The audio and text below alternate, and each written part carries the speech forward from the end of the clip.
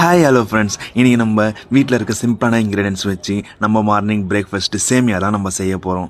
இது உங்களுக்கு பிடிக்குன்னு சொல்லிட்டு நான் நம்புகிறேன். இதுக்கு தேவையான பொருள் என்னென்ன என்று பார்ப்போம் வாங்க. ஃபஸ்ட்டு ஸ்டவ் ஆன் பண்ணி ஒரு கடாயை வச்சு தேவையான அளவு எண்ணெய் போட்டு எண்ணெய் நல்லா ஹீட் ஆனதுக்கப்புறம் தேவையான அளவு கடுகு போடணும்.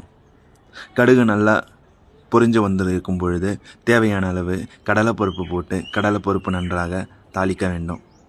தாளிக்கும் பிறகு தேவையான அளவு பச்சை மிளகா, வெங்காயம், கருவேப்பிலை இதை மூன்றையும் சேர்த்து நல்லா வதக்க வேண்டும். நன்றாக ப்ரௌன் கலர் ஆனதுக்கப்புறம் நமக்கு தேவையான அளவு சால்ட்டு போட்டு நல்லா திரும்பவும் வதக்க வேண்டும். வதக்கிட்ட அப்புறம் தேவையான அளவு கொத்தமல்லியை போட்டு நன்றாக திரும்ப வதக்க வேண்டும். பிறகு தேவையான அளவு தண்ணீர் போட்டு கலரிய பிறகு ஒரு பாத்திரம் போட்டு மூட வேண்டும்.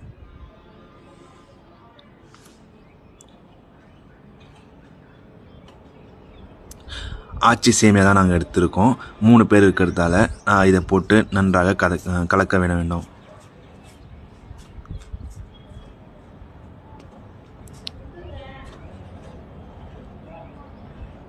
கிளறி எடுத்தால் ஒரு 7 நிமிஷம் கிளறி எடுத்தால் தேவையான அழகான அற்புதமான சுவையான சேமியா.